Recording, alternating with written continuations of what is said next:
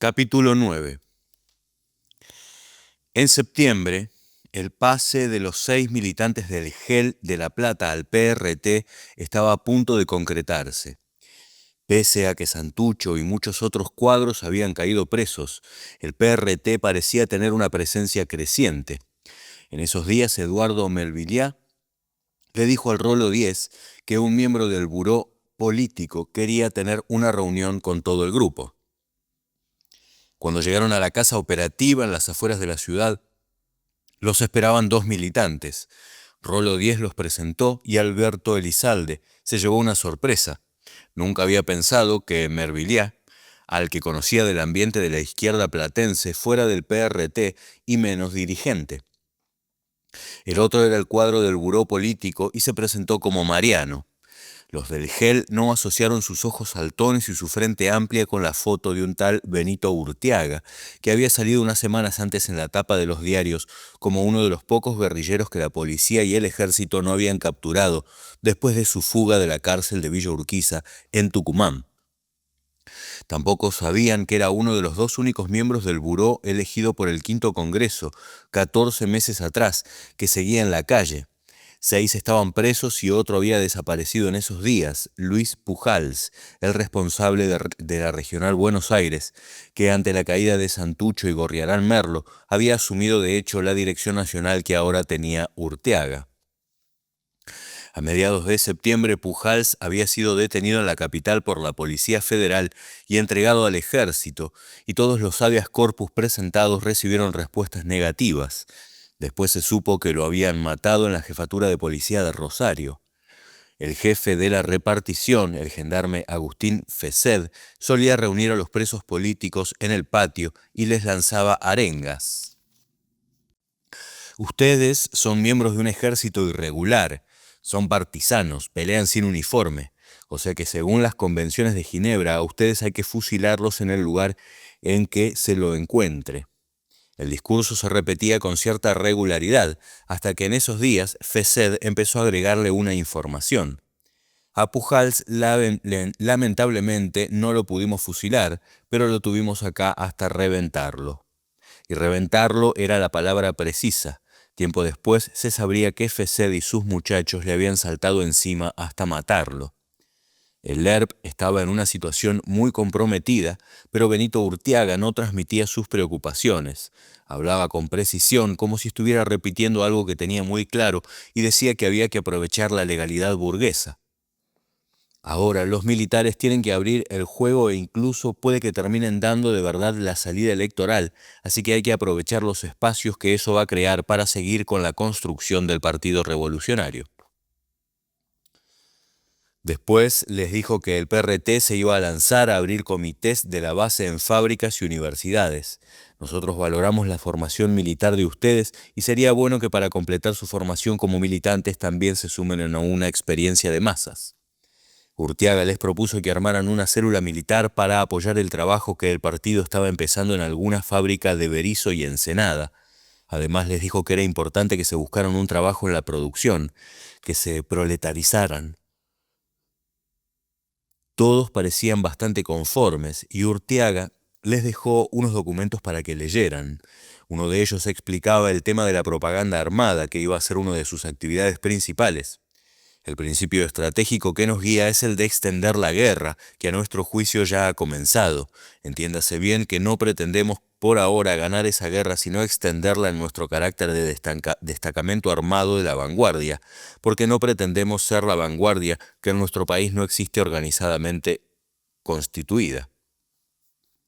Esa extensión de la guerra civil popular la cumplimos a través de la acción política y de la acción militar.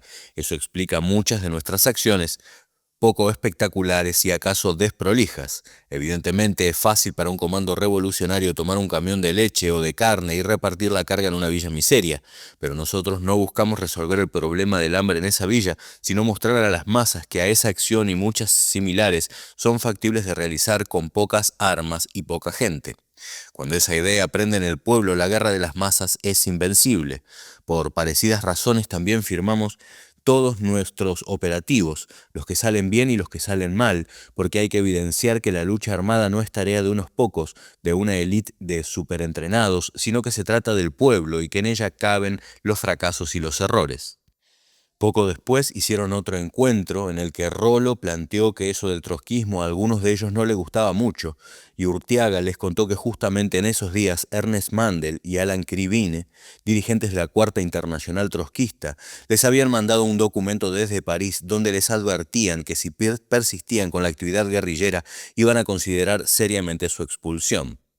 En cuanto al estatuto de ustedes dentro del partido, creemos que lo correcto es que ustedes en un primer momento se incorporen como combatientes del ERP y aspirantes del PRT. Eso les permite leer los documentos internos y tener voz en la elección de autoridades partidarias, pero no voto. El voto está reservado a los miembros plenos del partido y espero que muchos de ustedes pasen a hacerlo en su debido momento. Urteaga no podía explicarles que si la tendencia no se revertía, la mayoría de los que podían votar lo harían desde la cárcel.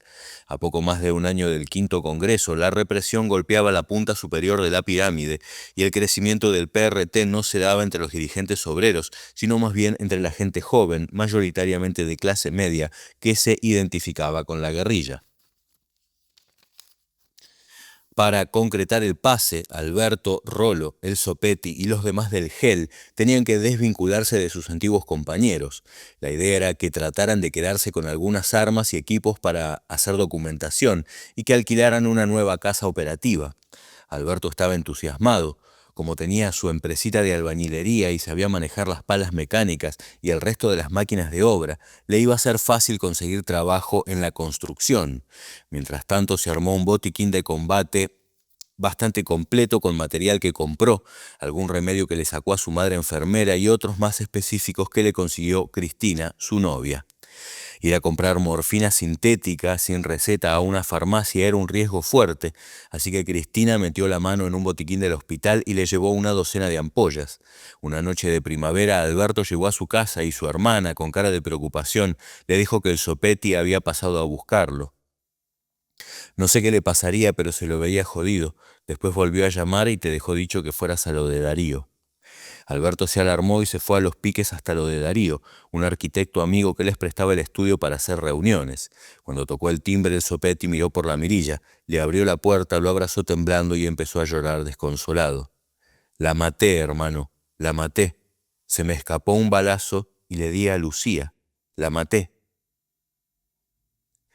Alberto tardó un minuto en entender. El Zopetti había matado a su compañera. Fue un accidente, Beto. Se me escapó un tiro y la maté. Lo único que le quedaba era abrazarlo. El Zopetti se mojó la cara, prendió un cigarrillo y empezó a contarle. Se había puesto a limpiar su revólver 38 y Lucía estaba en la cama leyendo, a un costado. Cuando terminó de limpiarlo, amartilló el revólver y se zafó la bala. Le había pegado en el medio de la cabeza.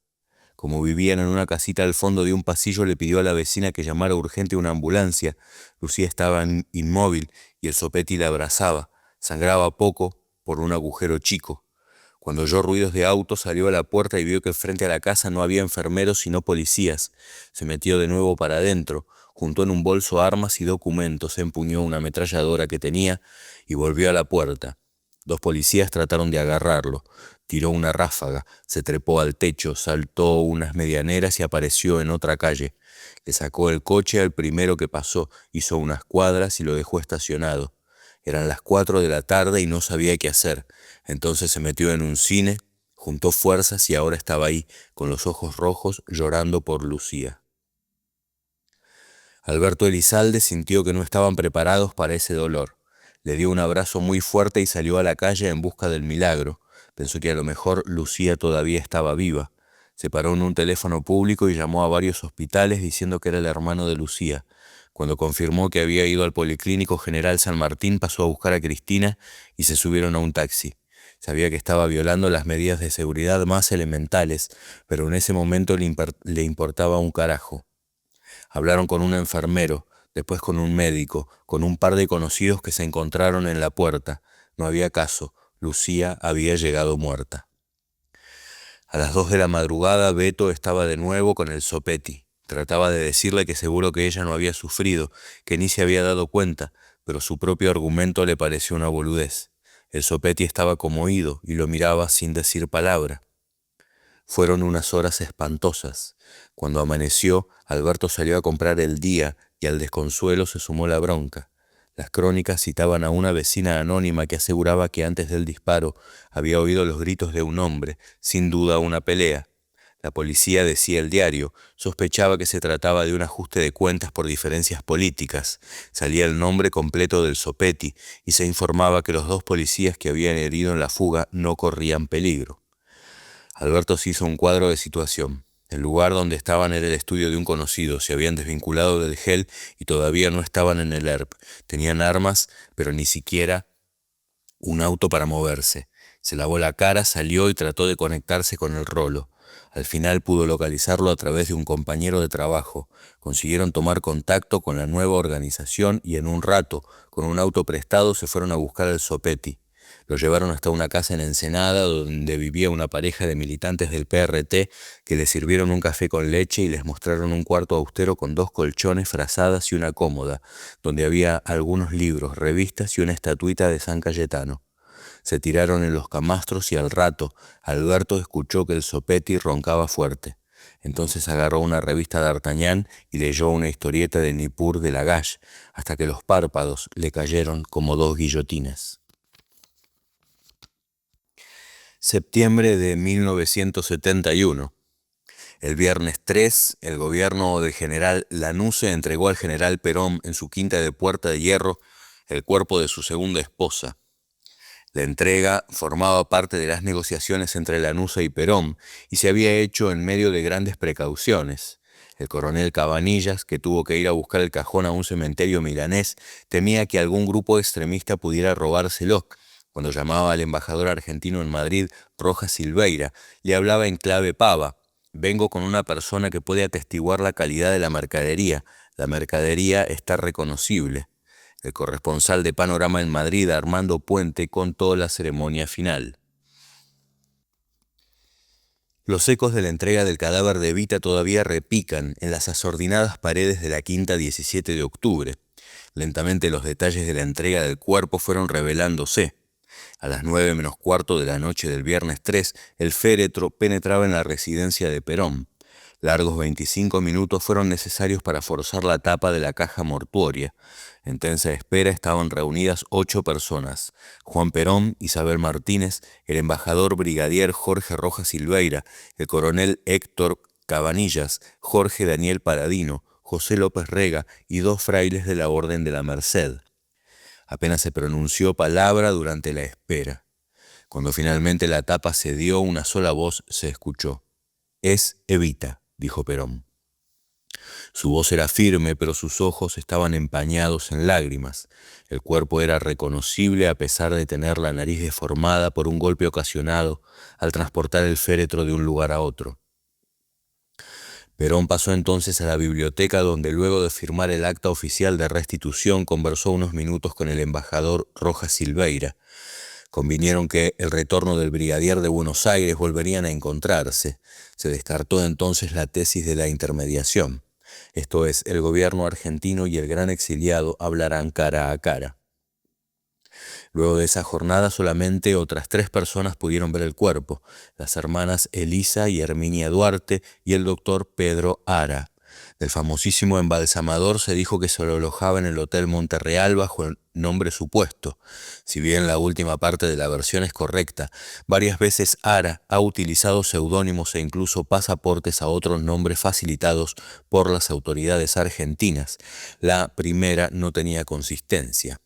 Ara se aisló durante los primeros días de permanencia del cadáver en Puerta de Hierro para desarrollar con comodidad su tarea. Empero quebró su silencio ante Panorama. «No es cierto que yo haya embalsamado a Lenin», relató. «Lo que ocurrió fue que en 1924 los bolcheviques me pidieron efectuar esa tarea. Preparé un informe y luego ellos llamaron a un maestro austríaco a quien yo respetaba mucho.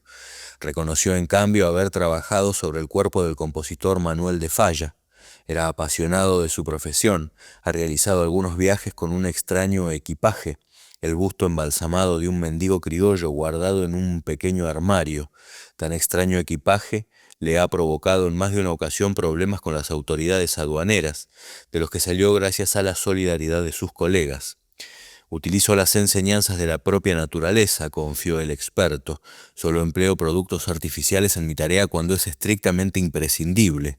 El martes 7, el especialista examinó los restos a petición de las hermanas de la difunta. Entregó un informe pericial según el cual se sumarían a los ligeros deterioros en la cabeza otras deficiencias.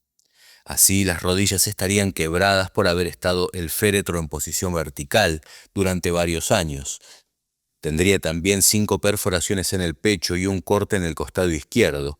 Otras versiones dignas de crédito aseguran que del cajón habrían sido extraídas grandes cantidades de cal con la que se supone que se habría pensado cubrir el cuerpo.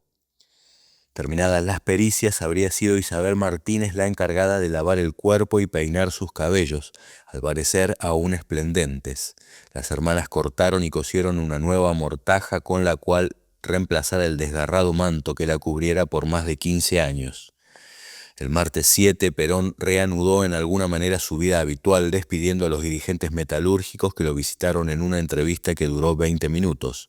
El miércoles dialogó con Alberto Manuel Campos, apoderado de los 8 gremios que vacilan en incorporarse a las 62.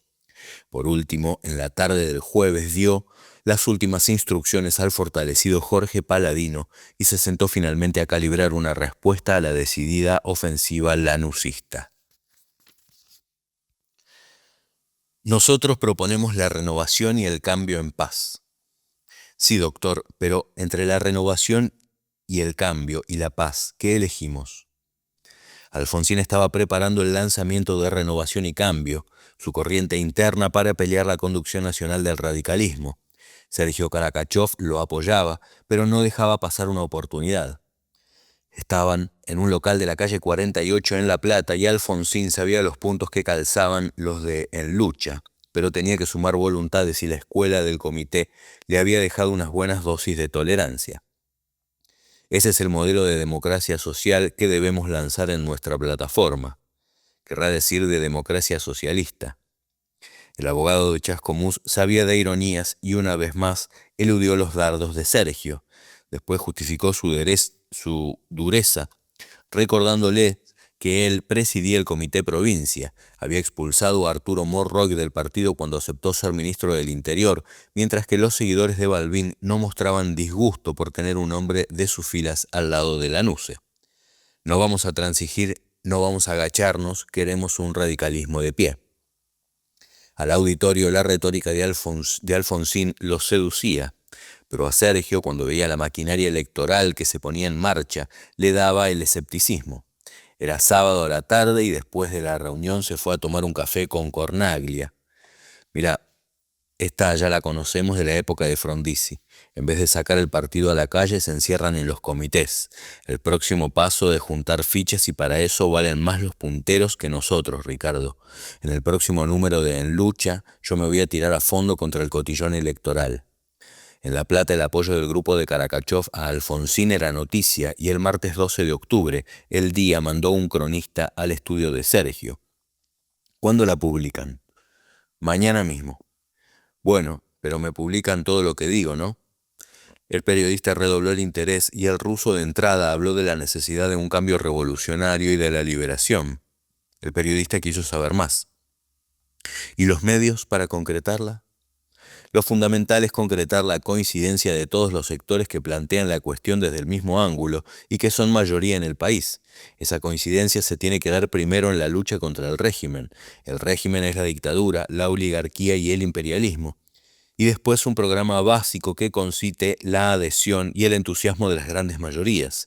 En función de esto, para lograr el poder, los medios pueden ser cualquiera, los más aptos en su momento.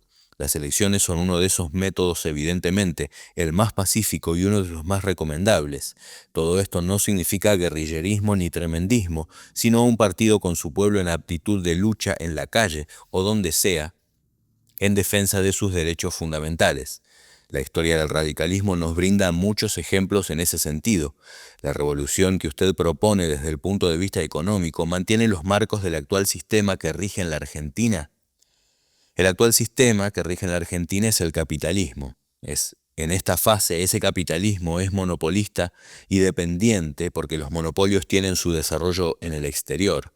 En ese aspecto, opuestamente, el sistema deberá cambiarse y abrirse una vía que se encamine hacia el socialismo. Al final el cronista quiso nombres. ¿Y Raúl Alfonsín? Alfonsín ha sido el hombre que ha mantenido durante estos 5 años la vivencia del partido en la provincia de Buenos Aires.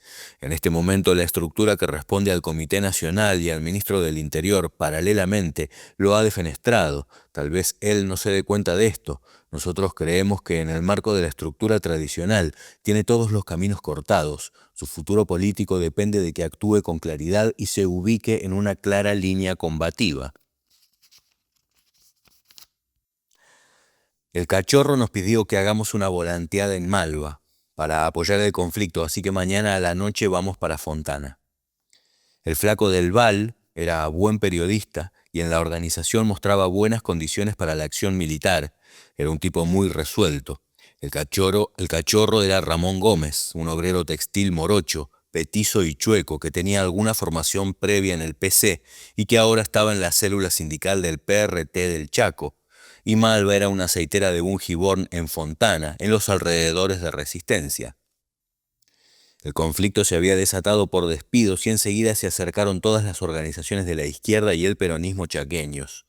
El volante del PRT explicaba que Bungiborn era una empresa argentina que había expoliado el país durante sus 90 años de vida y que en este momento era propietaria de 1/3 de las riquezas del Chaco: algodonales, quebrachales, pasturas, cebúes, plantas de hilados, indumentarias y alimentación.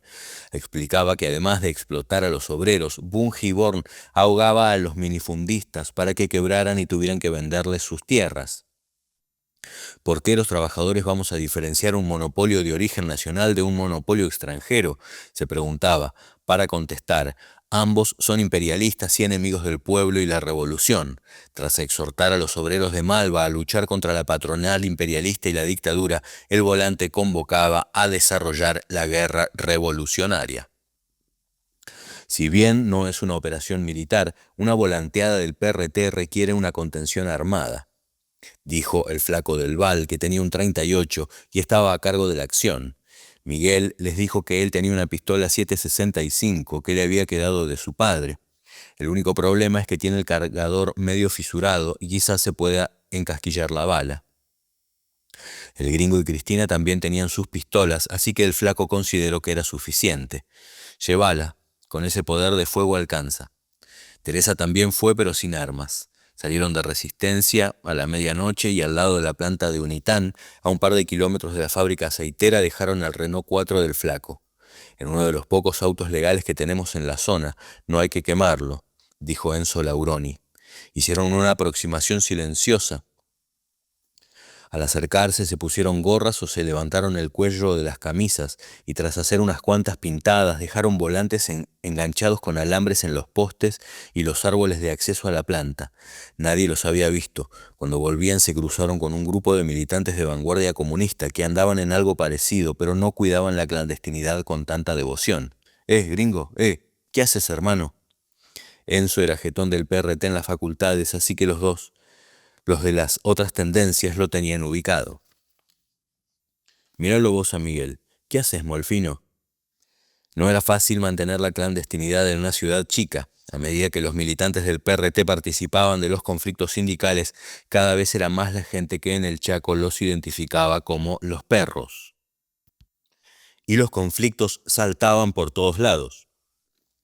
Poco después, los gráficos del Diario del Norte empezaron a pedir aumento de sueldos y mejoras en las condiciones de trabajo. Como la empresa se negó, convocaron a una asamblea, lograron el apoyo de la redacción y decidieron la toma del edificio. Formaron una comisión de lucha que decidió seguir sacando el diario con control de los trabajadores y además publicaba El Norte en Lucha, un diarito irregular que incluía información de los conflictos gremiales, barriales y campesinos. Cuando tenían la edición del Norte en lucha, hacían sonar las sirenas del diario y los periodistas y gráficos salían a repartir la edición por la ciudad gratis. Molfino estaba en el banco a la vuelta y cuando oía las sirenas salía a buscar ejemplares para llevarle a sus compañeros de trabajo. Hasta ese entonces el PRT había firmado sus panfletos como partido, pero a esa altura decidieron sacar unos volantes firmados como Ejército Revolucionario del Pueblo y los repartieron a través de ganchos en las terminales de ómnibus y entradas de fábricas. También pusieron cajas volanteadoras. Los petardos hicieron mucho ruido, pero en la mayoría de los casos chamuscaron los volantes. El flaco del Val, con el diario en conflicto, le dijo a Miguel: «Esta es la mía. Le voy a meter un título fuerte a El Norte en lucha».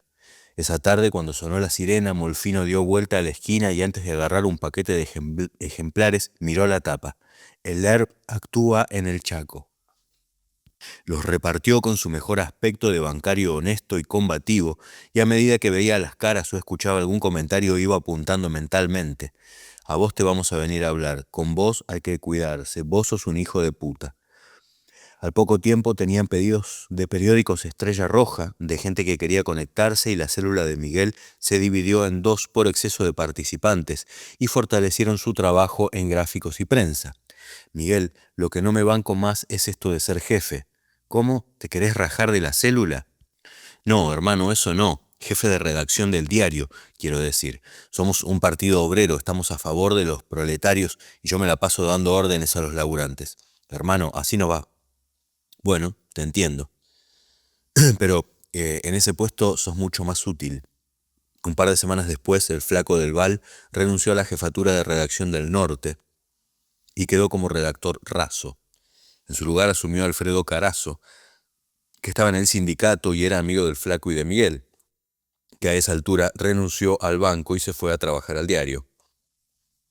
«Pero Miguel, qué picardía. Tenías un empleo seguro y tranquilo y lo tirás por la borda para irte al diario ese, que vayas a ver cómo termina».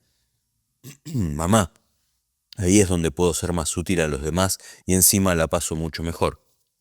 Así que la célula del PRT en el Chaco quedó formada por el flaco, Miguel, Laura, la compañera de Del Val y Esteban, un obrero gráfico del diario El Territorio que tenía buena inserción en el gremio. El flaco del Val era el responsable y tenía la relación con la dirección zonal. El PRT estaba organizado en regionales que dependían del comité ejecutivo y el buro político, y en zonas que dependían de las regionales. Chaco era una zona que dependía de la regional Rosario, y su responsable político solía ser Luis Ortolani, mientras que su compañera Liliana Delfino estaba como responsable de propaganda y de organización. A Ortolani le decían el nono, porque superaba el promedio de edad, tendría 28, y a Liliana la alemana porque era rubia. Pero ni el nono ni la alemana estaban siempre en la zona, porque el comité ejecutivo los mandaba a dar cursos en la Escuela Nacional de Cuadros, y otras veces Ortolani tenía que escribir artículos para El Combatiente. Miguel sabía que al responsable militar de la zona le decían Sergio Denis, pero no tenía ni idea de quién era.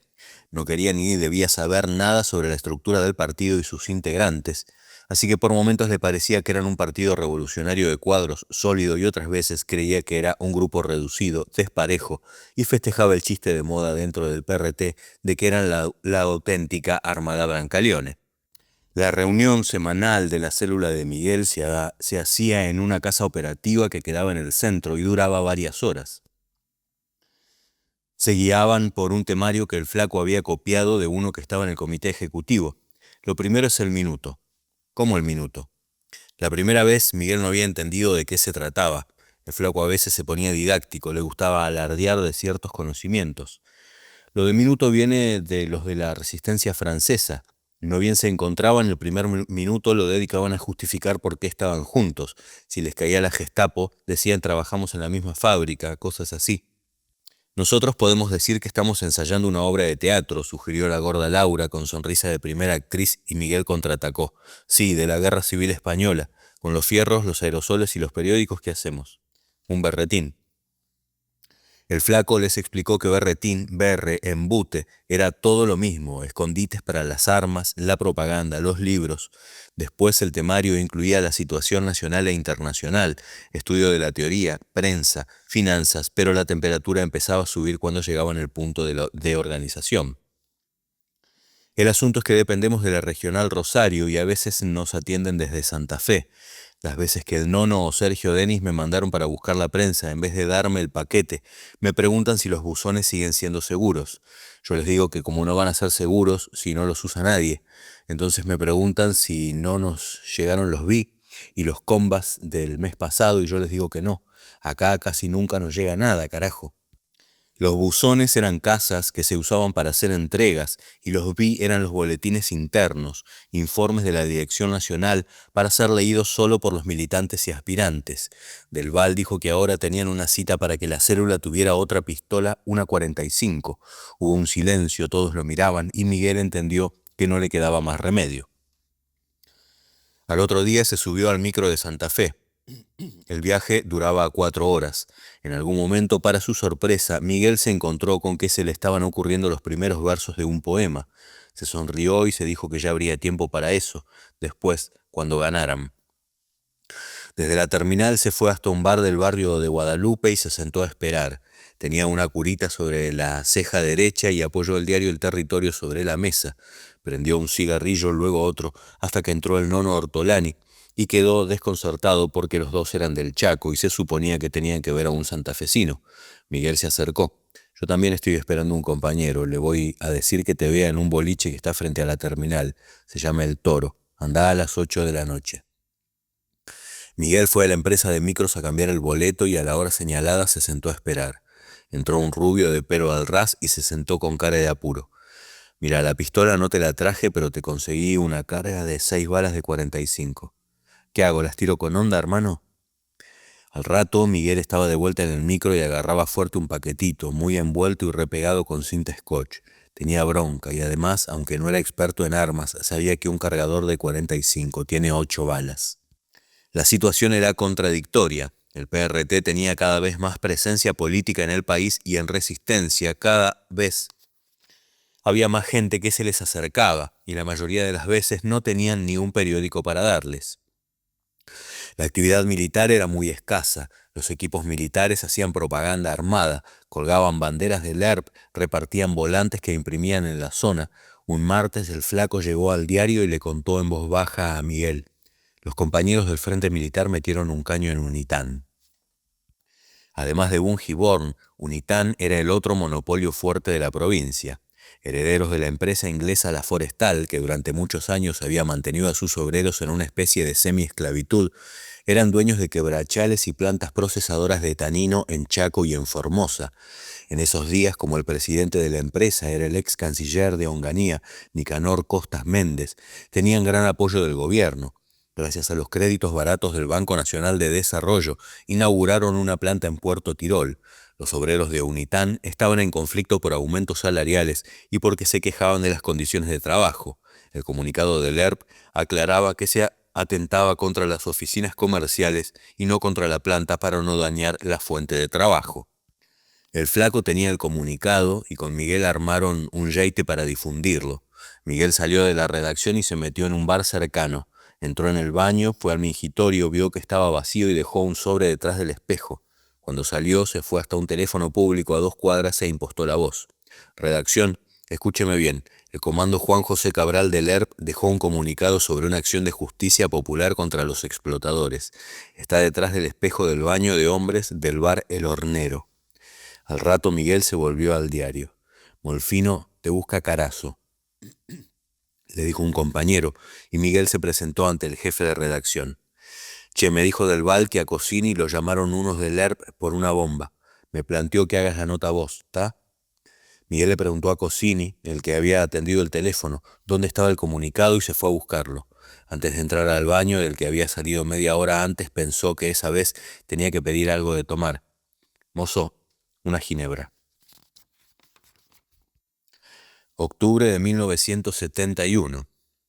En su sección Vida Cotidiana, la revista Panorama publicaba una larga nota titulada Sexo y Represión, Audacia, Tropo, que firmaban Jorge Debedev y Rodolfo Rabanal. El artículo incluía una charla con un grupo de estudiantes que decían, entre otras cosas, que si bien muchas chicas superaron el tabú de la virginidad, subrayó Marcelo Alac, 26 años, son muy pocas las que en realidad lo han asumido con conciencia. Y creo que es así porque entre los jóvenes argentinos no veo, por el momento, ningún tipo de libertad sexual francamente encarada. Según Sergio Sakrowski, 22 años, algo se ha ganado sin embargo, la prueba de que por lo menos hemos superado ciertos estadios altamente represivos en que la prostitución está desde hace tiempo en total decadencia. Ya no tiene el peso social que tenía, por ejemplo, en los años 30. Para Nélida Sigau, 21 años, es difícil hablar de esto porque nadie sabe exactamente dónde está la verdad. Los tipos íntimamente quieren que las chicas sean novatas y que tengan con ellos la primera experiencia de su vida. Dicen admitir la ausencia de virginidad, pero en el fondo la mayoría no sabe aceptarla. Quieren ser el primer hombre en la vida de una, lo cual es siempre una ilusión. Una opinión similar sostuvo Graciela Pastorini, 22 años. A mi juicio, el problema de la virginidad aún subsiste. En mi caso, si quedara embarazada, creo que mis padres harían arder Troya. La elucidación de la legitimidad del aborto encrespó los ánimos. Mientras Marcelo Alac concedía a esas prácticas el carácter de una solución externa, las jovencitas apoyadas por Héctor D'Amico, 21 años, estigmatizaron tal recurso. Lo eliminado, arguyó Alac en defensa, no es todavía un ser social y en condiciones de indigencia un hijo podría llegar al mundo sin encontrar los medios apropiados para su crecimiento. Ninguno de los participantes repudió las píldoras anticonceptivas, todos en cambio abominaron de los excesos. No estoy de acuerdo con la liberalidad desenfrenada en que viven las chicas de 12 a 15 años, no creo que sepan demasiado hacia dónde van. Ese tipo de sabiduría no es patrimonio nuestro, estamos en una situación intermedia entre lo que consideramos desenfrenado y mojigato, sentenció Graciela Fattorini. Poco después, en el mismo estudio, la actualizada Silvia Legrand se aproximaba paradójicamente a la cándida reacción de Graciela. Los chicos han terminado con todo tipo de inhibición sexual. Para ellos el sexo forma parte de un juego de libre albedrío. No sé hacia dónde van. Seguramente más tarde se darán cuenta. No creo que la felicidad resida en el abuso y espero que los muchachos lo adviertan. Mire usted Suecia, por ejemplo, es un país que lo ha conseguido todo, que alcanzó presumiblemente todas las perfecciones. Y bien, ¿allí son felices? Por cierto que no. La prueba está en que los suecos se drogan y se torturan moralmente, y eso no le quepa duda, es producto de sus excesos. Yo creo en las normas, en las razones de un hogar. Lo que se aprende en una casa pesa mucho. Si las nuevas generaciones transgreden estas premisas, vamos al caos total. Sin embargo, tengo esperanzas, nos salvaremos. Sí, porque cumplido un ciclo, todo vuelve a la normalidad. Sexualidad y represión. La visión apocalíptica de Silvia Legrand obviaba una de las caras más efectivas y distorsionantes de la manifestación sexual, su dúctil manipuleo por parte de los medios de difusión. No obstante cautas prohibiciones, un incitante aire de pecado envuelve las más exitosas campañas publicitarias. El erotismo es una forma fácil, directa, confesó la felina Chunchuna Villafañe, de promocionar un producto y nada tiene que ver con presuntos actos de liberación sexual. Después de todo, fui yo la primera protagonista de sketch audaces y esta situación no perturba mi vida privada. Para la inquietante Susana Joc Jiménez, 26 años, la publicidad fue su camino de Damasco. El día que sacudió su cabellera contra las cámaras de la televisión, un nuevo estilo desenfadado, juvenil, callejero, la transformó en ídolo. Ahora muchas madres me comentan, se divirtió ante Panorama, que sus nenes de 9 y 10 años le piden un joc. Ese edipismo de los chicos porteños sirvió para que ella misma se definiera como una sexy familiar, un título acaso más candoroso que cierto. Hoy por hoy, concluyó la ondulante Jiménez, los adolescentes son más decididos y libres que cuando yo era chica. A los 14 ni hablábamos de sexo, solo podíamos pensar en él. Me parece que esto es mucho mejor, ¿no es cierto? La respuesta no es tan fácil. El analista Armando Bauleo, 38 años, negó que el problema de la liberación sexual pudiera ser tomado como fenómeno aislado. En tanto no se produzca un cambio de estructuras, las relaciones sexuales seguirán adheridas a las formas distorsionantes y monogámicas conocidas. Una salida socioeconómica nacional redimensionaría los vínculos interhumanos, facilitando una conducta sexual más libre. En el caso de Argelia, donde la rotura de su dependencia colonial modificó sorprendentemente las características de la pareja, bajo el dominio de los franceses, el régimen sexual imperante reproducía los modos de la burguesía del siglo pasado. Por lo visto, nadie tiene la bola de cristal. Mientras algunos sostienen que las nuevas generaciones viven su sexo de una manera azarosa, otros creen que las audacias son solo textiles, ya que atañen exclusivamente a la indumentaria. La periodista Piri Lugones, de 46 años, admite una ventaja. Por lo menos ahora la clase media ha resignado sus aprestos machistas. 20 años atrás no se toleraba que las muchachas pudieran tener experiencias sexuales antes del matrimonio. Por otra parte, lo de la actual represión es pura fantasía. De manera encubierta, todos los hombres son polígamos. Por eso en este día, que es histórico para todos los peronistas, por lo que tiene de lucha, de orgullo, de lealtad, les decimos una vez más que el peronismo no va a arriar sus banderas y que ahora son los jóvenes los que con su coraje, con su determinación. El farmacéutico estaba desencadenado. Sobre la tarima, en la sede de la CGT de San Rafael, en la calle Coronel Suárez, Alberto Martínez Vaca se desgañitaba en un discurso sin medias tintas. Era 17 de octubre. Susana Sanz ya había aceptado plenamente el peronismo, se integró a la Junta Promotora del PJ en el distrito y participó mucho en la organización del acto, una de las primeras concentraciones partidarias que se hacían en la ciudad en mucho tiempo. Había salido a convocar por los barrios, junto con su socio Guillermo, con Héctor Dauvernet, con Castro y los demás sindicalistas, y esa mañana varios cientos de personas gritaban contestando al viejo estilo peronista. Habían llegado en camiones desde los grandes diques, las fábricas, los barrios, los departamentos de los alrededores. La policía controlaba discreta, sin intervenir. Un poco más allá, al fondo del salón, junto al retrato de Augusto Bandor, había una foto de Norma Arrostito y otra de Ernesto Guevara. Tiemblan los militares, tiemblan los imperialistas, porque saben que cuando un pueblo se ha puesto en marcha, nada alcanza para detenerlo.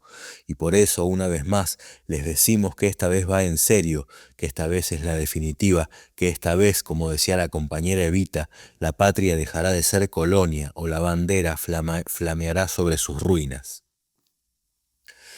Después del acto hubo un asado. Susana se encontraba con muchos de los trabajadores que había defendido en distintos conflictos y con otra gente que recién estaba conociendo. El trabajo en los barrios empezaba a dar resultados. Mientras tanto, Susana seguía conectada con los montoneros. Los hermanos Molina solían visitarla en San Rafael, si no ella iba a verlos a Mendoza. Discutían política y pensaban nuevas formas de insertarse en los sindicatos y en los barrios. El trabajo avanzaba de a poco, pero avanzaba. En esos días el Chacho Molina tenía que ir a España a ver a Perón y pasó antes por San Rafael. La casa de Susana era un lugar de paso, comida y refugio para muchos militantes, curas o sindicalistas que andaban por ahí. Esa noche Molina estaba muy impresionado. Nunca había salido de la Argentina, nunca había visto al general, y este era uno de los primeros encuentros serios de los montoneros con el líder. Estaba cenando y comentaban tantas novedades, cuando a Susana se le ocurrió preguntarle si tenía un sobretodo. No, un sobretodo no, ¿para qué? Porque en Madrid a esta altura del año hace un frío tremendo. Alberto, el marido de Susana, le ofreció uno suyo. Era muy largo y tuvieron que coserle un ruedo de emergencia. Un mes después, cuando volvió, el Chacho le contó a Susana que había estado con el general, que se había mostrado afectuoso, alentador, aunque sin definirse demasiado. Pero muy bien, está con nosotros, eso sí que lo dijo claramente. Por supuesto que también nos explicó que él es el conductor del movimiento y tiene que conducir para todo el conjunto. Después, Alberto le contó que le habían regalado un pañuelo a Isabelita, que había sido tan amable y que ella les había dicho que cada vez que quisiera saludarlo se lo iba a poner, que cuando la vieran en una foto con el pañuelo puesto sería un saludo para los montoneros. Y también le contó un par de historias graciosas de Lópezito, José López Rega, que era una especie de mayordomo omnipresente. El tipo es un poco raro. Un día nos agarró y nos mostró el cadáver de la compañera Evita. Lo tenía ahí, perfecto, en una habitación. El tipo estaba muy orgulloso, me dijo. No sabe en qué condiciones nos lo entregaron, con la nariz rota, todo sucio. Yo no quería que el general lo viera así. Me ocupé de arreglarlo antes para que no sufra, pobre hombre. ¿Eso te decía? ¿Ese fulano se cree el dueño del mundo o qué? No, está muy metido, está dispuesto a todo por Perón. Entonces el Chacho le dijo que Perón le había contado que unos meses antes, cuando lo tenían que operar de la próstata, López Rega había entrado en el quirófano minutos antes de la cirugía con un revólver y les había dicho a los médicos que si se le llegaba a morir el general, él los mataba a todos, y que Perón se reía y decía, este Lópezito, este Lópezito. Para nada serio, ¿sabes? Un tipo sin importancia. Me parece que para el viejo es como esas empleadas de confianza que uno tiene, esas nanás que de toda la vida que opinan de todo, se meten en todo, pero no es peligroso. Susana había escuchado otras versiones y se lo discutía. Según el parte policial, los 4 subversivos abatidos fueron descubiertos por una patrulla en momentos en que se disponían A esta altura, una buena parte de la familia Goldenberg ya no estaba tan fascinada con Carlos Olmedo. Su esposa Isabel se había separado de él y entre otras razones adujo que estaba usando la casa conyugal, un departamento en Belgrano, para guardar armas y materiales políticos. Carlos había tenido que dejar su empleo como publicitario en Gillette y de hecho ya hacía varios meses que vivía clandestino en la ciudad de Córdoba, desde donde dirigía las Fuerzas Armadas Revolucionarias. Así que el intelectual brillante había pasado a ser en la consideración que su familia política, poco menos que un fantasma temible, pero aún así su muerte los conmovió. El 24 de octubre de 1971 el gobierno decidió ilegalizar los 2 sindicatos de la Fiat de Córdoba, Citrac y Citram, que estaban entre los gremios más combativos del momento. Esa mañana tropas de la policía y el ejército rodearon las plantas de Concord y Materfer y detuvieron a cantidad de activistas. Poco antes el jefe del tercer cuerpo, general Alcide López Aunfranc, había declarado que nosotros somos los que usamos los uniformes verdes para matar a los comunistas. En los días siguientes la Fiat despidió a 250 empleados, la mayoría eran relegados y militantes sindicales. En Córdoba los responsables de la FARC, la FAP y los montoneros se reunieron para tratar de intervenir en el conflicto.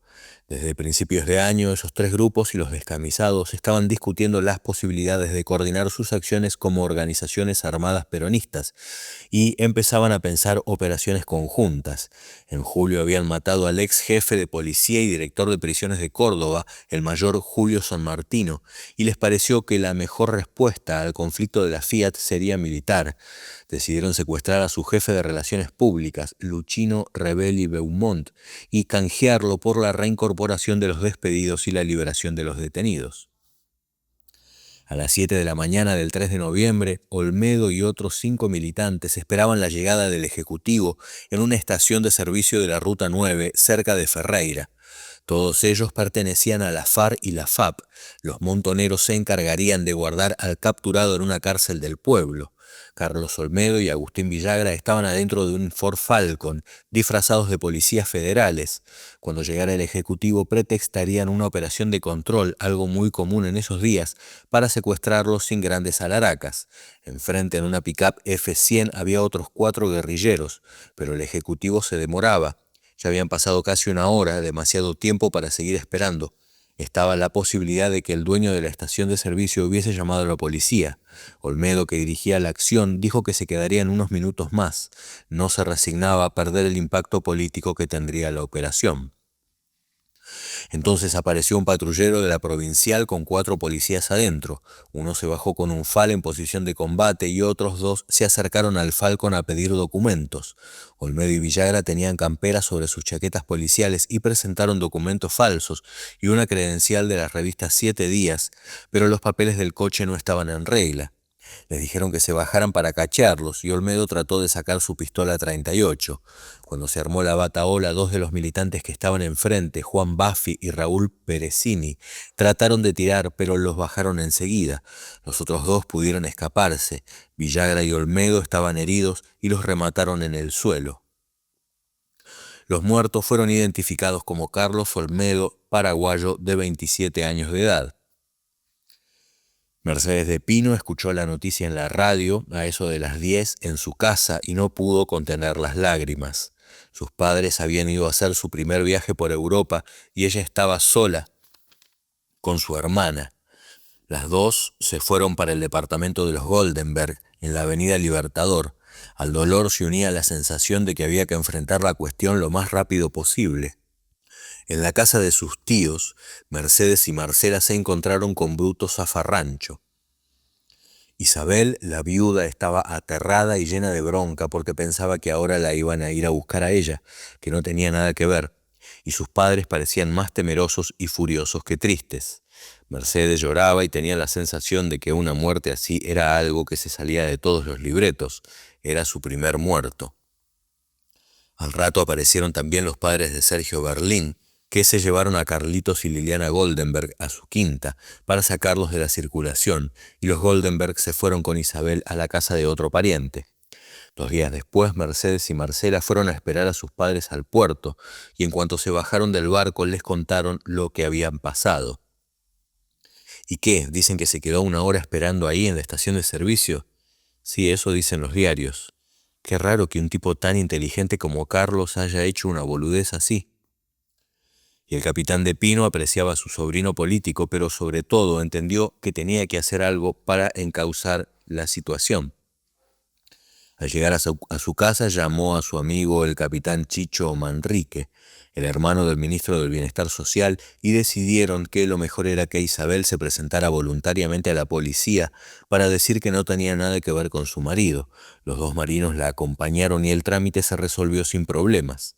Pero unos días más tarde, Manrique se enteró de que la policía iba a allanar la casa de los Goldenberg. No pudo parar el procedimiento. Los 2 capitanes se pasaron un par de noches de guardia en el departamento de la avenida Libertador hasta que llegó la policía. ¿Quién está a cargo del procedimiento? ¿Y a usted qué le importa? Escúcheme, soy el capitán Manrique y este es el capitán de Pino y queremos saber quién está a cargo. Yo, mi capitán, subcomisario López. Bueno, subcomisario, esta es la casa de unos grandes amigos míos, así que le recomiendo que sea muy cuidadoso. Sí, mi capitán. El allanamiento duró varias horas y los policías desbarataron todos los armarios, escritorios y bibliotecas de la casa. No encontraron nada y se fueron después de saludar a los marinos con una mezcla de subordinación y patoteada. Noviembre de 1971. Aunque todavía no era furor, ya entonces se hacían encuestas para decidir qué le gustaba a la gente y qué no. IPSA era una de las 2 empresas más serias. Cuando preguntó, ¿justifica usted la violencia guerrillera? Las respuestas fueron las siguientes. En Gran Buenos Aires, 45,5 justifica, 51,5 no justifica. Rosario, 51 justifica, 48 no justifica. Córdoba, 53 justifica, 46 no justifica. El lunes a la mañana, bien temprano, en vez de ir a trabajar, 500 obreros del SWIFT se subieron a 10 micros y fueron al Teatro San Martín. No iban a ver Una vida difícil, la película de Dino Risi, que daban en la sala Leopoldo Lugones. Estaban convocados a la asamblea de acreedores de SWIFT del TEC y llevaban bombos y cartelones pidiendo por la fuente de trabajo. Esto sí que va a ser jodido, gaucho. ¿Cuánto va a durar? Hasta que las velas no ardan. En el viaje casi todos tenían caras largas y Daniel Egea ponía su mejor sonrisa. El día anterior, le había ganado 2-0 a Gimnasia, la final del Metropolitano, y los del Swift eran todos triperos. Gimnasia nunca había estado tan cerca de un campeonato y lo había perdido. En el primer gol, Maglioni aprovechó que Gatti se adelantó para ponérsela por encima. El segundo fue un mano a mano con Pastoriza. A Egea también le decían Gatti por el pelo largo. Mala tarde ayer, Gatti, ¿eh? Yo soy pinche, viejo, pero ahora vamos todos juntos a jugar nuestro partido, todos con la misma camiseta. Muchos se sentían raros, jamás habían ido a un teatro en la capital, y menos para votar a favor de los patrones. Entraron por Sarmiento y uno de los obreros que figuraba en la lista de acreedores, en cuanto vio el ambiente se quería volver para el barrio El Churrasco. Mirá que yo hago turno noche. ¿Y cuándo volvemos? La empresa te da los días, si esto es para ellos. Si es necesario, nos quedamos a dormir acá, en las butacas. Bueno, hubieran pagado un hotel entonces. Dale, ahora andá ya con el documento que tenés que registrarte. La Junta de Acreedores de Swift convocaba a una multitud compuesta por acreedores, periodistas, abogados y público. La quiebra se había convertido en una cuestión nacional y el gobierno le había cedido el complejo cultural. El San Martín estaba revolucionado. La calle Sarmiento estaba cortada por los obreros. Del otro lado, en la sala Martín Coronado y en el hall central, cientos de aficionados al ajedrez seguían la segunda partida entre el americano Bobby Fischer y el soviético Tigran Petrosian por las eliminatorias del Campeonato del Mundo. En la primera, el gran maestro armenio había pedido que le cambiaran el sillón. El jurado no había accedido y Fischer ganó. Era su 20ª victoria consecutiva en partidos internacionales, pero ese día, con el sillón que le gustaba, Petrosian rompió la racha y el norteamericano abandonó en la jugada 32. Al rato llegaron otros 4 colectivos que venían con obreros del Swift de Rosario. Aunque la quiebra era del Swift de Berisso, la empresa se las había ingeniado para sumar a 200 trabajadores como acreedores de la planta de Rosario. Daniel se encontró con Mariano Salas, un dirigente que se había presentado días atrás en las elecciones de su seccional con una lista clasista y había denunciado fraude. Ahora estaba a las puteadas porque tenía que alinearse con Zorila. Salas era de la Chaira, una agrupación del PCR. Mirá, Egea, dentro de todo ustedes lo tienen al Tito Guana, que es menos burócrata, pero Cabrera es mafia. Nos volcaron las urnas, un afano, hermano. Gerardo Cabrera, el dudoso ganador de las recientes elecciones en Rosario, estaba cerca de ellos, abrazándose con Constantino Zorila, secretario general de la Federación. Al costado estaba Héctor Guana, que dirigía la seccional Berisso. Todos mezclados, estancieros distinguidos, criadores y engordadores de poncho y botas, banqueros de traje gris y obreros de camperas gastadas y zapatos de trabajo. Todos eran acreedores, representantes de acreedores o defensores de acreedores. Para los periodistas no era fácil adivinar por la pinta quiénes estaban de acuerdo con la propuesta de Swift y quiénes en contra. 2 tipos vestidos de gaucho decían en voz alta que iban a votar en contra del concordato, que no les importaba que Swift se fuera a la quiebra porque hacía 2 años venían entregando ganado y les pagaban con cuentagotas. Nosotros no nos vamos con la tropilla de los que negocian, estamos con los que resisten. Ya lo dijo el informe de la sindicatura, Swift es subsidiaria de Deltec. Entonces, que alguien me explique cómo se pueden reconocer los créditos fantasmas que Swift dice que contrajo con Deltec. Claro, quieren pagarle a Deltec y nosotros, así se llevan la plata del país, estos sinvergüenzas. Zorila y otros sindicalistas contestaban las preguntas de unos periodistas. Así que ustedes votan a favor de la empresa. ¿Qué quieren que hagamos? Si el Estado no tiene ningún plan, la única que nos queda por ahora es aceptar el de la Swift. Pero nosotros somos el pato de la boda. ¿Qué solución proponen ustedes? Ya lo dijimos, señor periodista, queremos la argentinización, que el Estado se haga cargo y se terminen de una vez las maniobras especulativas. No se juega con la fuente de trabajo de 15.000 familias. Cuando entró el juez Salvador Lozada, estallaron los flashes de los fotógrafos y los reporteros abandonaron a los sindicalistas en busca de la primicia. Pero el juez apuró el paso sin contestar. Al rato entró Holmberg Lanuse y ensayó una sonrisa ganadora. Hace 48 años que voto y nunca gané una elección, pero esta vez soy optimista. Coronel Holmer dice que usted gana $10.000 por mes como presidente de SWIFT. ¿Es cierto? No me parece el momento apropiado para hablar de mis ingresos. Más tarde, en la sala de conferencias, cada acreedor tenía que justificar ante la justicia el monto adeudado y en los pasillos se negociaban los votos. El SWIFT apostaba a sumar al concordato a algunos acreedores fuertes. Aunque el Banco Nación siempre votaba contra los acuerdos extrajudiciales, a la noche se supo que SWIFT del TEC había conseguido que votara a favor del concordato. Esto es corrupción, que financian a los productores, no a los pulpos. Los hombres de campo estaban indignados, pero el banco oficial dependía del gobierno del primo del presidente de SWIFT, y muchos decían que eso explicaba todo. Otros decían, en defensa del general Lanusse, que no podía ser porque también era pariente de los consignatarios Pedro y Antonio Lanusse, que estaban indignados por el escándalo SWIFT.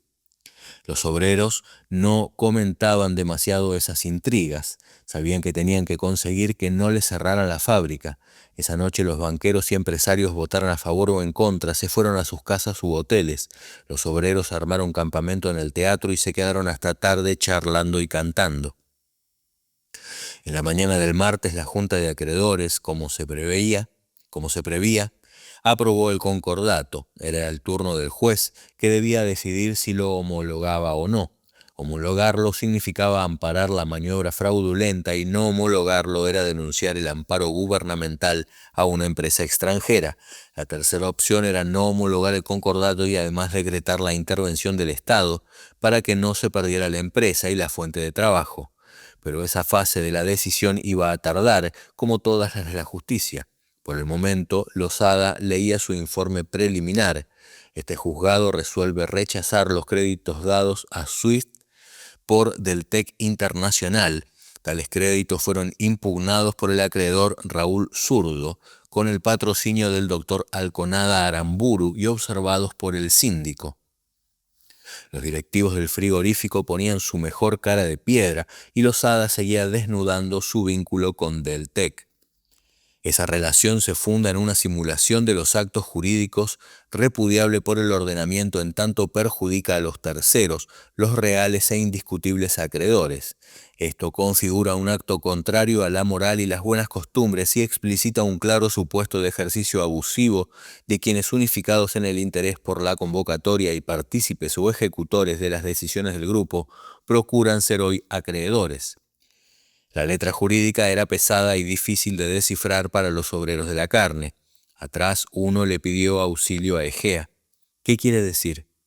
Lo que dice es que fue un fraude. Lo que no dice es quién se va a hacer cargo del muerto si decreta la quiebra. ¿Pero la puede decretar? Puede, claro que puede.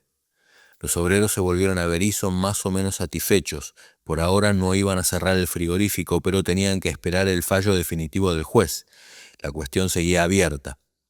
Salvador Lozada estaba recibiendo muchas presiones y una campaña de prensa quería presentarlo como simpatizante del Partido Comunista. En realidad era más bien un nacionalista con ciertas inquietudes sociales. Un mes después, Daniel estaba en su nueva casita del barrio Banco Provincia. Era un miércoles a la tarde. El chalecito premoldeado estaba prolijo, había puesto flores, tenía el mosaico encerado, pero en los momentos de silencio, la separación le pesaba. Telma se había quedado en la otra casa y se veían casi todos los días cuando se pasaban a Victoria, que ya caminaba. Daniel tenía 27 años y le estaban saliendo muchas canas. Pensaba que alguien le había dicho que la militancia era una picadora de carne para los amores, pero esa tarde de primavera no quería darse manija y miraba el reloj esperando que llegaran de una vez Cacho y Cookie, que habían ido al sindicato a buscar el fallo de Lozada. Fíjate, dejó pegada del TEC. Además de no homologar el concordato, acá dice, se hace solidario a Deltec de las responsabilidades de la quiebra. Y en castellano, que no acepta los créditos fraudulentos, Cacho, que los cagan, que las deudas que tienen que pagar son las de los verdaderos acreedores. El juez citaba a Paulo VI. Las empresas multinacionales que tiran abajo las fronteras nacionales pueden conducir a una nueva forma abusiva de dominación. Losada determinó la intervención del Estado para que el frigorífico siguiera funcionando y nombraba interventor liquidador a un tal Miguel Busquet Serra. Además del contenido del fallo, la otra sorpresa era que solo habían tardado 10 meses. Ahora vamos a tener que pelear para que se terminen las suspensiones rotativas y se ponga el frigorífico a producir en serio. Noviembre de 1971. Cuando Perón decidió endurecer su posición, tuvo que deshacerse de Jorge Daniel Paladino, su delegado personal, que tenía una imagen y una postura demasiado negociadoras y por momentos trataba de cortarse solo.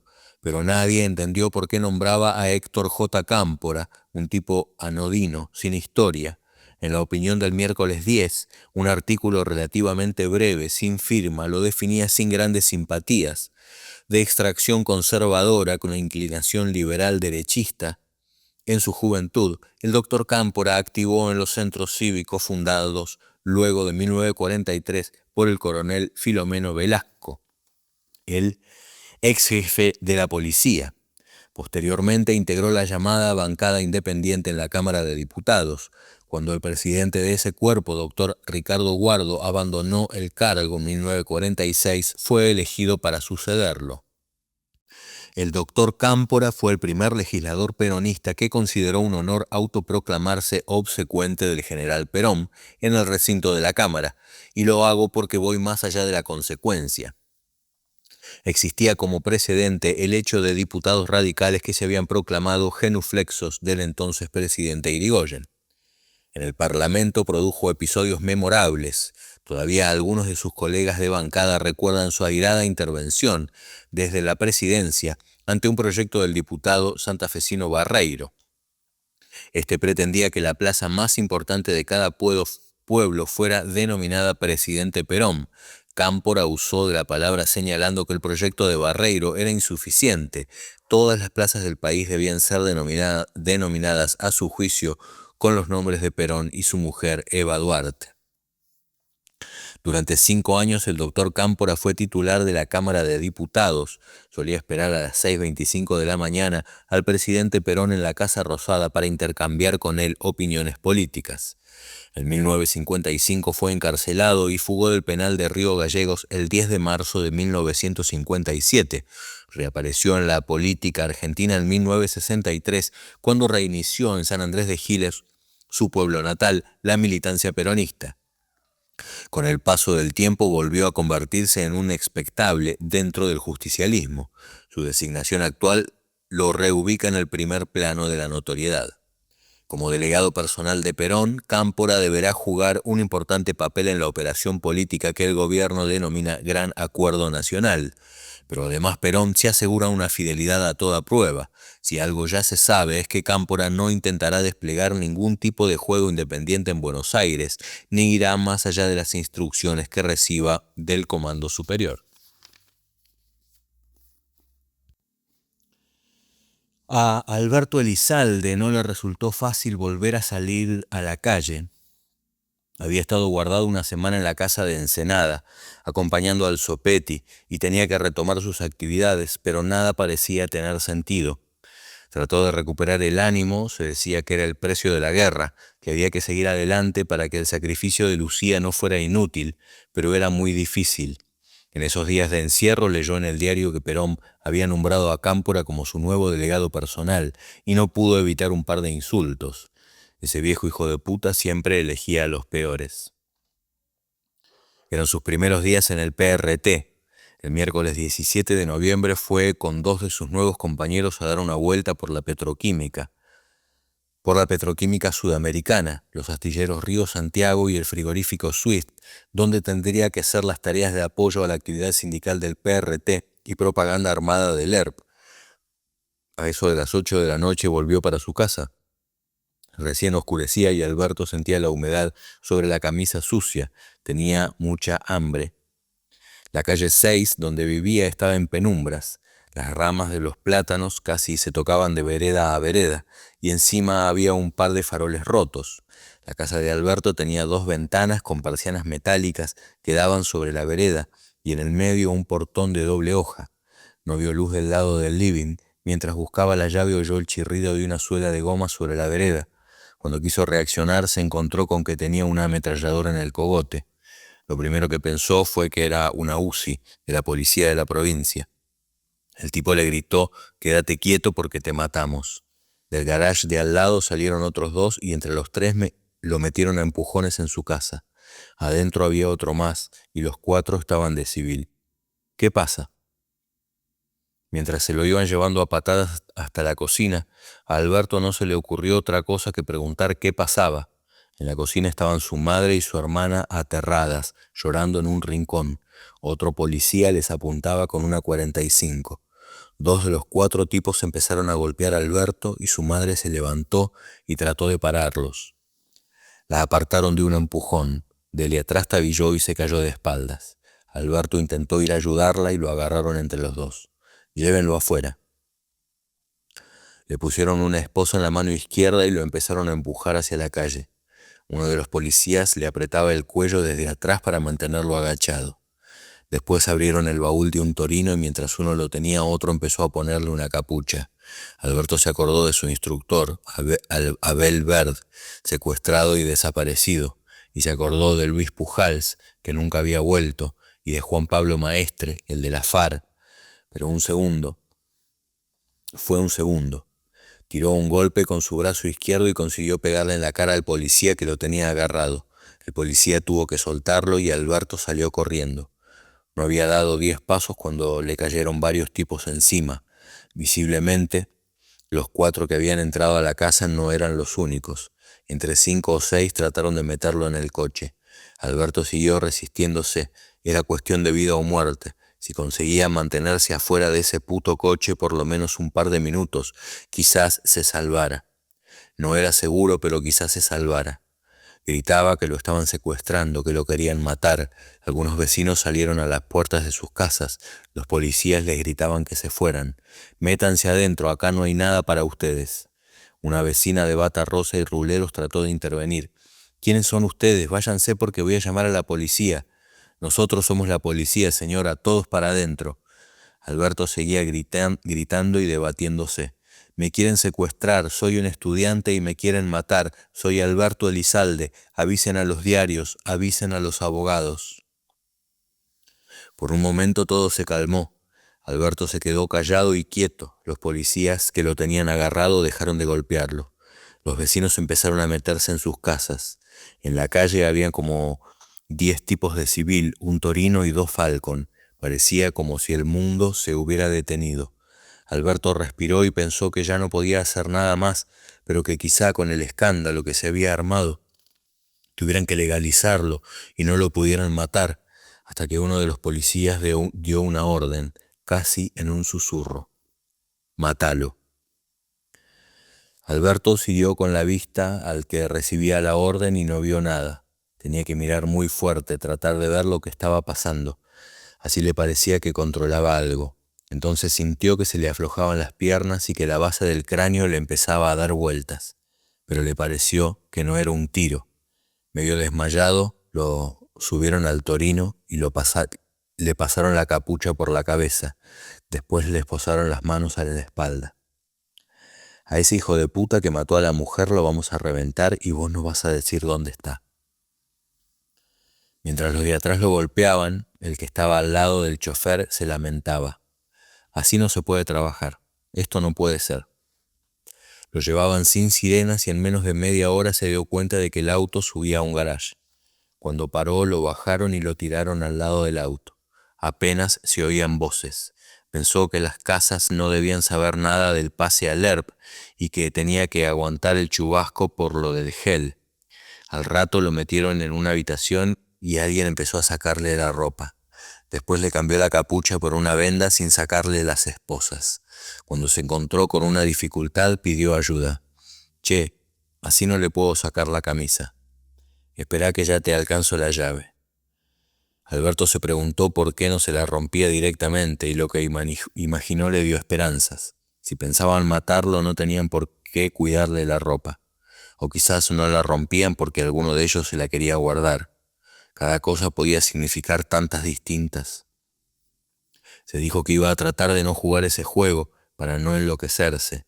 Nunca había estado en un quirófano, pero pensó que los movimientos de los torturadores eran tan rutinarios como si fueran anestesistas o cirujanos.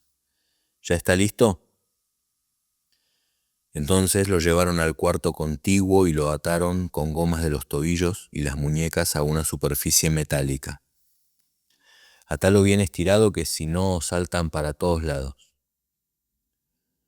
La desigualdad le pareció tan grande que Alberto no pudo sentir odio, solo miedo, mezclado con la vergüenza de tener miedo y de estar desnudo frente a sus enemigos.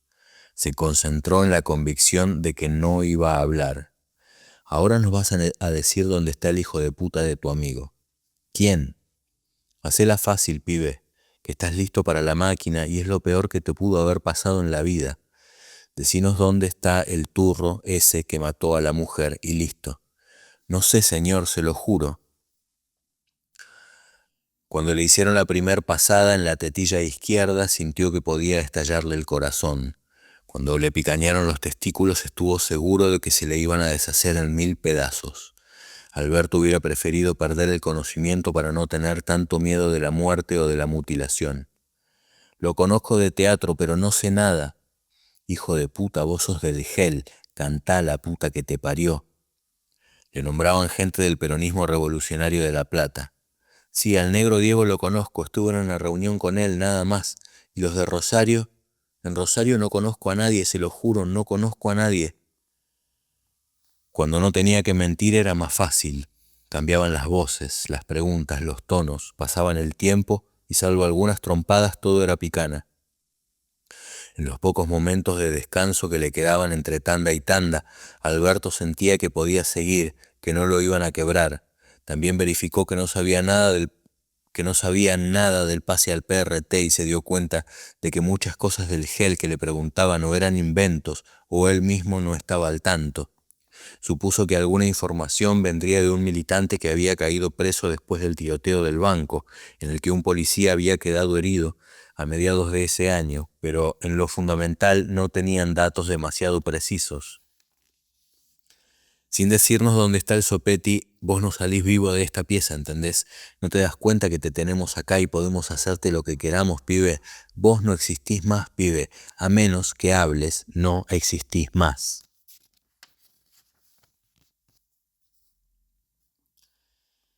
Quizás habían pasado horas cuando escuchó que alguien decía llévalo pero no le den agua, vas a ver que este nos lleva a donde queremos. Después pensó que quizás todos hubieran sucedido en un ratito.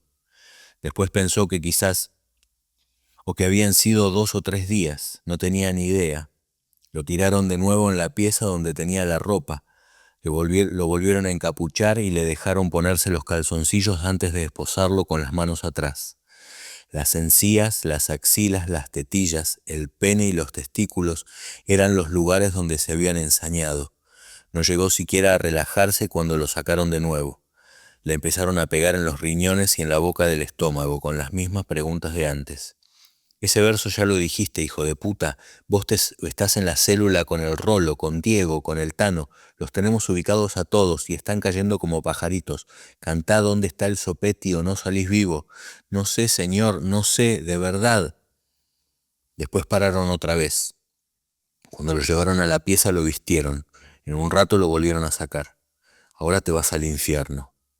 Lo subieron a un auto. Alberto se preguntaba si de verdad el escándalo de la puerta de la casa alcanzaría para que tuvieran que legalizarlo, para que no lo mataran. Estaba exhausto, no podría enfrentar más nada. Al cabo de un rato de viaje entraron a otro lugar. Alberto seguía con los ojos vendados. Lo arrastraron hasta un calabozo y lo dejaron tirado. Horas después volvió a abrirse la puerta y tiraron a alguien más. ¿Quién sos? Alberto Elizalde, me secuestraron en La Plata. ¿Por qué hecho? Ahí se dio cuenta de que se trataba de un preso común. La palabra hecho era de los comunes. No, por política. Guerrilla. Vas a cobrar como loco. ¿Dónde estamos? En la brigada de Quilmes.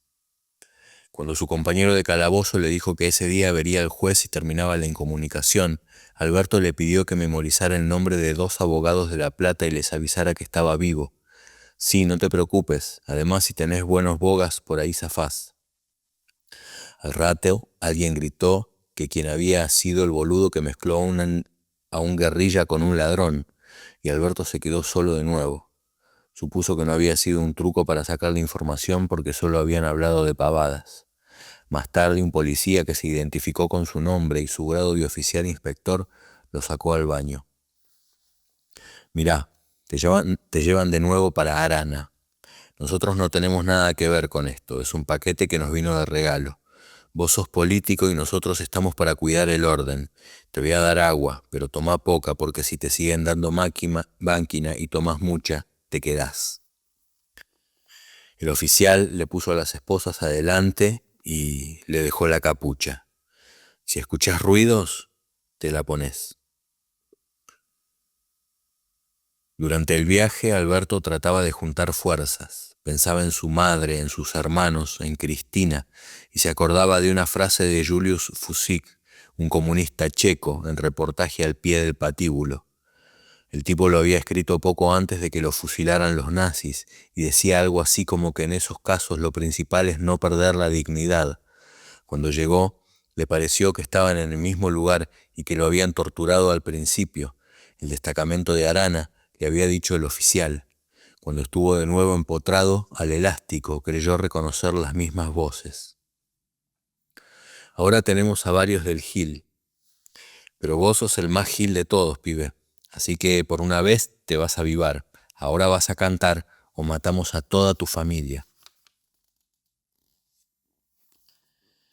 Las preguntas seguían girando alrededor del gel, salvo alguna insistencia sobre quienes habían participado de la contención en el banco. No le pareció que tuvieran nuevos datos. Cuando paraban de darle máquina escuchaba gritos, o sea que debían estar torturando a alguien más. Por un momento la sensación de estar acompañado lo reconfortó. Después pensó que era una turrada, que eso quería decir que había otro que estaba tan jodido como él. Después de varias horas de picana lo dejaron atado al elástico. Alberto tenía los brazos y las piernas acalambradas y no sabía qué hacer para que no le doliera. Estaba peor que cuando le daban máquina, porque el dolor era constante, persistente. Cuando gritaba, alguno volvía y le preguntaba las mismas cosas. Así se pasó horas o días. No tenía ni idea. Listo, pibe, te vas, te tenemos que entregar. Alberto no le creyó. Pensó que querían que se aflojara para empezar a darle de nuevo. Mientras, uno de los torturadores empezó a vestirlo. Alberto pensó que no lo iban a engañar con ese truquito pelotudo. Llegó otro y se lo llevaron con extraños cuidados. Cuidado, acá levanté el pie que hay un escalón. Eso, muy bien. Lo metieron en una camioneta y arrancaron. Cuando bajó, siempre encapuchado, lo llevaron hasta otra piecita. ¿Dónde estoy?, le preguntó Alberto al policía que le sacaba las esposas y la capucha. Quédate tranquilo, pibe, estás en la 9ª de La Plata. El policía le dijo que eran las 9 de la mañana del viernes 19 y le alcanzó agua y un sándwich de pan de fonda que tenía que masticar despacio por las llagas de las encías. Desde otra celda se escuchó: ¿Quién sos? Alberto Elizalde. Soy Rolo. A Ana también la agarraron. Acá Carlos Trovato. Desde otro calabozo se reportó el Tano Logiurato. Rolo y Ana se habían pasado al PRT y no se veían con el Tano desde hacía un par de meses. O sea que la pista para agarrarlos debía venir de antes. Como los tres eran de Bellas Artes, como el Sopetti, Rolo pensó que debía venir del lado de la facultad. Para mí, que el flaco que trabajaba en el bar estira, decía Rolo cuando un policía les gritó que se callaran. La puerta del calabozo de Alberto se abrió y entró un médico. ¿Cómo está? Cuando le dijo me destrozaron, el doctor dio un paso atrás, contrariado. Entonces Alberto le mostró los signos de la tortura y el doctor arrugó la frente. Doctor, quería pedirle que me haga un informe de que fui torturado. Tengo llagas y heridas por todas partes. Estas escoriaciones pueden ser previas a su detención. No tengo ninguna evidencia clínica de lo que usted dice. A las pocas horas, los 4 presos estaban juntos en una celda grande, la primera que tenía rejas en vez de chapa. Podían ver a los policías pasar por un pasillo, fumando, charlando. Mientras conversaban, Alberto de espaldas escuchó una voz fantasmagórica. «Vamos a tomarles declaración». Era uno de los torturadores, no tenía duda. Cuando se dio vuelta vio un tipo de unos 35 años, nariz chata, un petizón de aspecto afable. Sintió frío a pesar de la humedad y el calor maloliente y decidió no delatarse. El Tano también reconoció su voz. Poco después se enteraron de que era el comisario Vergel, un cuadro de la provincial que algunos comparaban con el comisario Villar de la Federal. Lo llevaron de a uno y les repitieron las mismas preguntas que les hacían en la sala de tortura, pero en un tono muy distinto. El escribiente levantaba la vista del Olivetti solo cuando tenía que dar vuelta a las páginas que tipeaba por triplicado. Ese día, por primera vez, la policía aceptó que estaban detenidos. Antonio Chua, militante peronista desde la Resistencia y abogado de la Comisión Peronista de Ayuda al Preso Político, había recibido un llamado de un vecino de Alberto el miércoles, a la noche, poco después del secuestro. El vecino era otro militante peronista amigo de Chua. Esa misma noche el abogado presentó un habeas corpus en el juzgado de turno y avisó al diario El Día. Después el abogado del preso común también llamó a la familia de Alberto. Se había armado mucho revuelo y ese viernes Chua estaba parado como un granadero en la seccional 9ª, junto a otros 2 abogados de la comisión peronista, pero no le dejaban ver a los detenidos. A las 9 de la noche el subcomisario a cargo les dijo a los abogados que los trasladaban a la seccional 1ª. Razones de seguridad. Los abogados discutían y el oficial los dejó presenciar el operativo desde lejos. Vieron cómo subían a los presos a un camión celular y se iban seguidos por un patrullero. Los 3 abogados llegaron hasta la 1ª y les dijeron que ahí no estaban. Volvieron a la 9ª y les mostraron el libro donde constaban los nombres de los detenidos y sus destinos. La seccional 1ª. Era medianoche y los abogados sacaron de la cama al juez de turno para hacer la denuncia de una nueva desaparición. Al día siguiente se enteraron de que los 4 detenidos habían sido llevados a la brigada de Quilmes para que con el paso de las horas se fueran borrando los rastros de la tortura. El domingo a la mañana lo subieron una vez más a un camión celular que tomó la avenida Calchaquí. Alberto se entretenía leyendo por la mirilla las consignas pintadas en los paredones. Llegaron a los tribunales de la capital y los metieron en calabozos individuales. Un oficial gordo de bigotes le abrió la puerta, lo miró de arriba abajo. Nombre completo: Alberto Clodomiro Elizalde Leal. Elizalde Leal a la Cámara Federal, en lo penal. El oficial poeta acentuó las últimas sílabas y mientras se reía agregó: seguís incomunicado, y eso no es verso. Noviembre de 1971. Desde el aeropuerto hasta el centro, 20 kilómetros, los costados del camino rebosaban de gente. En Santiago decían que había como 500.000 de personas y que nunca se había visto tantos chilenos juntos, ni siquiera en la campaña de la Unidad Popular. El miércoles 10, Fidel Castro llegaba a Chile para visitar a su amigo Salvador Allende. Hacía 8 años que no iba a un país latinoamericano. Se necesitaron casi 8 años y un paciente ejercicio de reeducación a cargo de maestros soviéticos, que en este caso no usaron sus métodos preferidos, esos sanatorios psiquiátricos donde encierran a quienes pretenden ignorar las leyes objetivas de la historia. El hecho es que luego de fanfarroñar incansablemente con inflamar los Andes de punta a punta, elevando su guerrilla de la Sierra Maestra a la escala continental, Castro vino a inspeccionar y a avalar la tarea de Salvador Allende, el marxista chileno que creyó en los papeles de voto antes que en los machetes revolucionarios, decía con cierta inquina en Buenos Aires, primera plana. Para nosotros, dijo Allende, tiene gran importancia que Fidel Castro reconozca que este es un gobierno revolucionario. Y la revista explicaba: es que los comunistas en Chile están hartos de aguantar la vocinglería del movimiento de izquierda revolucionaria y acarician los cabos de sus pistolas, dispuestos a poner en vereda a la extrema izquierda provocadora. La visita fue un éxito y Castro estuvo mesurado, diplomático.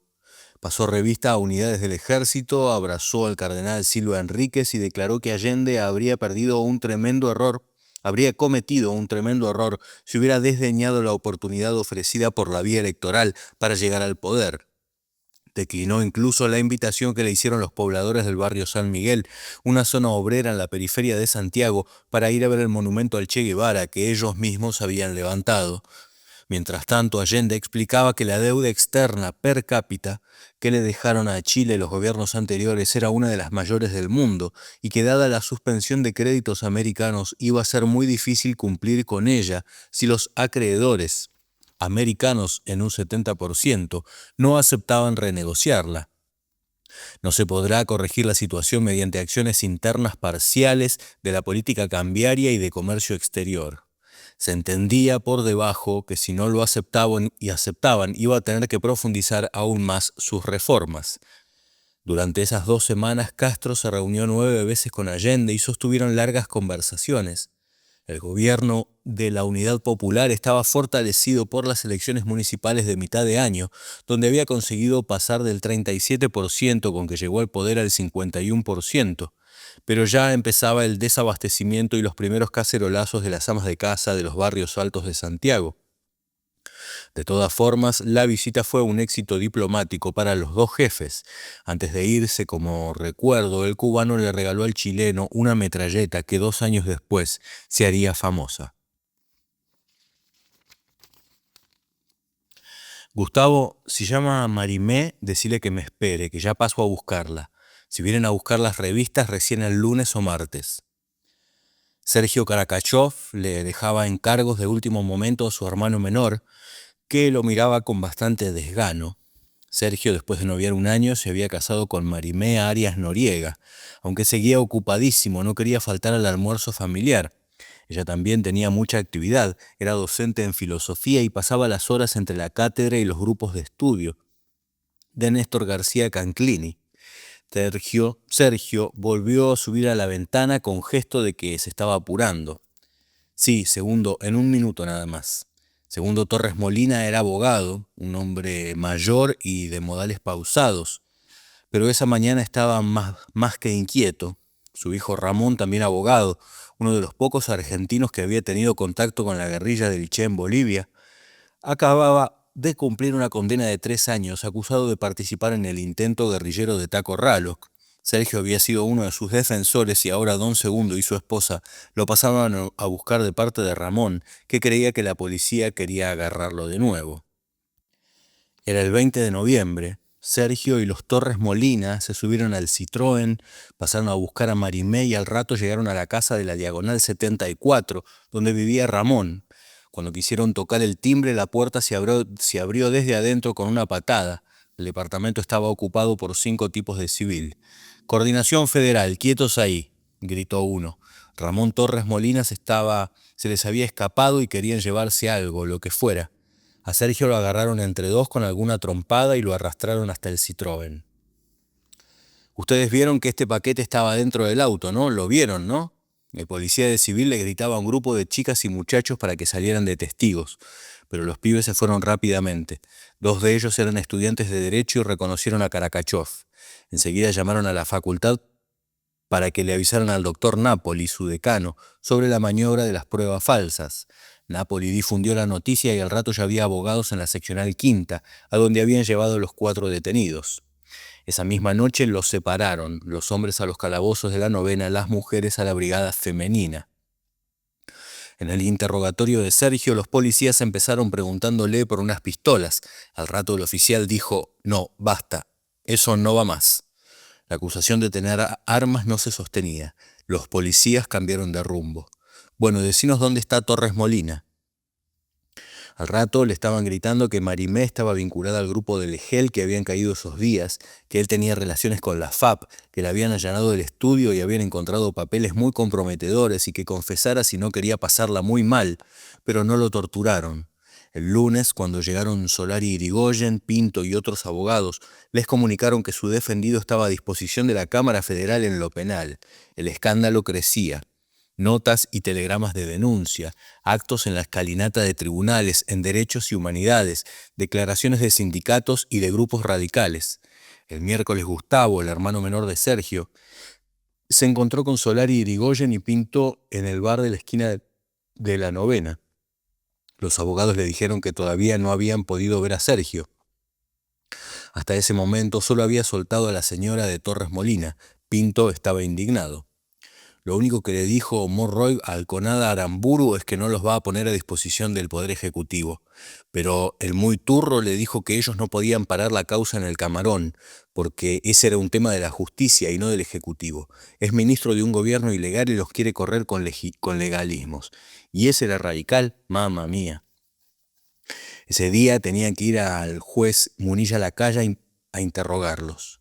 Los acusaban de violación a la ley 17.401, que prohibía las actividades comunistas. Mientras todos salían a repudiar el atropello, un cronista del diario platense La Gaceta quiso conocer la opinión de Ricardo Balbín.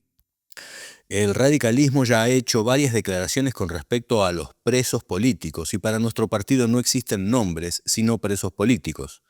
Pero, doctor Balbín, ¿van a sacar alguna declaración del Comité Nacional por el caso de Karakachov? Vea, habrá que reunirse. Fue toda la respuesta del presidente del Comité Nacional de la UCR. El jueves a la noche, Munilla Lacasa tomó declaración a Sergio y Marimé. A Segundo Torres Molina no llegó a interrogarlo porque se descompuso y tuvieron que internarlo. El juez dejó a los tres en libertad. Sergio y Marimé pasaron tardísimo por el estudio, donde los esperaban familiares y amigos. En el allanamiento, como siempre, la policía había revuelto todo. Cuando empezaron a ordenar, apareció el cronista de La Gaceta. ¿Qué le sacaron, Karakachov? 2 libros, una lista de afiliados radicales, otra de los alumnos de Marimé, el texto de un discurso que di hace unos meses. Vi una cinta de grabador. ¿Y qué contiene, doctor? Es el discurso que dio Balbín en el 63, cuando Arturo Illia asumió la presidencia. Noviembre de 1971. Sergio Karakachov escribió el editorial de la revista En Lucha pocos días antes de su detención. Se titulaba Impostergables definiciones. Desde esta publicación hemos sostenido en forma permanente nuestra posición contraria a la actitud complaciente de ciertos sectores dirigentes del radicalismo frente al régimen, así como nuestra oposición a los contubernios de hoy y de siempre, entre ellos el mismísimo GAN. Esta postura marca la postura de los sectores irigoyenistas y combatientes del radicalismo frente a la actual coyuntura político-institucional. Creemos conveniente, desde esta base, hacer algunas reflexiones sobre el papel de la UCR en la hora actual, no ya en lo que hace a lo estratégico, sino a la ubicación en el contexto sociopolítico del país y a su envergadura, como movimiento de masas y como expresión de ideas. Es claro que la afiliación irigoyenista que proclamamos define nuestra ubicación en dicho contexto. El radicalismo es la causa frente al régimen, es decir, expresión emanada de las mayorías populares y a su servicio, en tanto que definitivamente enfrentada con los sectores del privilegio. Esta afirmación, que podría resultar pueril por obvia, no parecería ser la tónica dominante de la actitud política de ciertos sectores de la dirección partidaria. Surge de dicha actitud la psicosis de sentirse minoría, una suerte de complejo hacia las masas a las que se consideran ajenos, y esto es lo más grave, una revalorización de los sectores del privilegio como eventual clientela política y electoral. No se trata, por cierto, de negar un hecho evidente, y que es lo que el radicalismo es efectivamente una minoría. Todos sabemos que por algo lo es, como sabemos también quién es la mayoría. De lo que se trata es de reivindicar el concepto de la más pura estirpe irigoyenista, de que el destino del radicalismo está indisolublemente unido al de las mayorías populares. Si ambos se han separado, es porque el radicalismo no ha sabido interpretar ni conducir a las mayorías, es decir, no ha estado a la altura de su cometido histórico. En materia económica, las enormes concentraciones de capital y el neocolonialismo en su etapa más descarnada de penetración hacen menester formular y definir una nueva actitud ideológica.